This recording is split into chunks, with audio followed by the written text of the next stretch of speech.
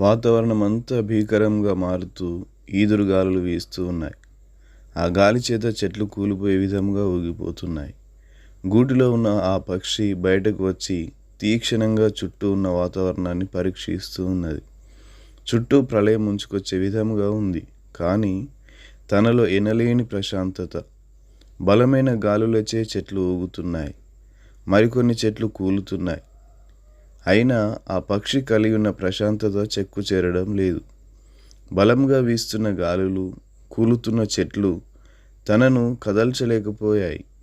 ఈలోగా తాను నిలుచున్న చెట్టు కూడా బహుగా ఊగుతుంది. ఆ కొమ్మలతో పాటు తన గూడు కూడా అటు ఇటు ఊగుతూ పడిపోవటకు సిద్ధంగా ఉన్నది. ఒక కంటితో పరిసరాలను గమనిస్తూ మరొక వైపు తన గూటి మీద కన్నేసి ఉంచింది. ఈదురు గాలుల తాకిడికి తాళలేక ఆ పక్షి ముఖంలో ఎటువంటి ఆందోళన లేదు. ప్రశాంతత చెక్కు చెదరలేదు. చుట్టూ పరిస్థితులు అల్లకల్లోలంగా ఉన్న తన నివాస స్థలమైన గూడు విచ్ఛిన్నమైన ఆ పక్షి కదల్చబడలేదు.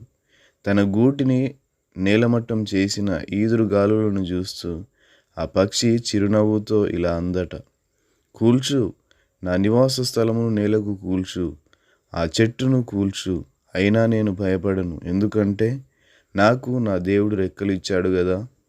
తాను కలిగి ఉన్న రెక్కలను బట్టి ఆ పక్షికి భరోసా, ఎంత ధీమా.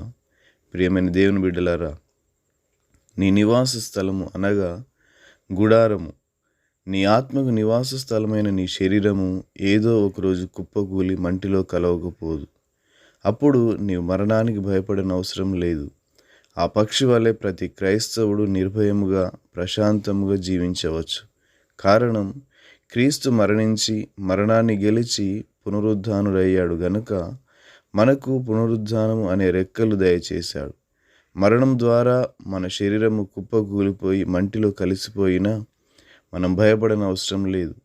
ఎందుకంటే క్రీస్తు ద్వారా మనం కలిగి ఉన్న పునరుద్ధాన శక్తి మనలను ఈ పాపిష్టి లోకం నుండి, పాపపు ప్రకంపనల నుండి దేవుని సన్నిధికి మనలను కొనిపోయే రెక్కలే పునరుద్ధానము. ఆహా, క్రీస్తు యేసునందున్న వారు ఎంత ధన్యులు. ఆయన మరణించి తిరిగి లేచెను గనుక ఆయన యందు విశ్వాసముంచిన వారు మరణించినను తిరిగి లేతురు, మరి ఎన్నటికి చనిపోరు. దేవునికే స్తుతి, మహిమ, ఘనత, ప్రభావాలు యుగయుగములు చెల్లునుగాక. ఆ పక్షి కలిగి ఉన్నటువంటి ప్రశాంతత, సమాధానము నీవు కలిగి ఉన్నావా?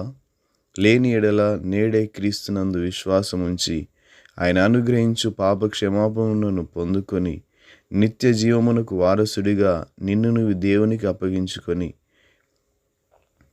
యేసు తిరిగి లేచెను, ప్రతి క్రైస్తవుడు మరణము చూచి నన్ను నేలకు కూల్చుము, అయినను నాకు పునరుద్ధానం అనే రెక్కలున్నాయి, హాయిగా ఆ ప్రభు సన్నిధికి ఎగిరిపోదునని నిరీక్షణతో చెప్పాలి.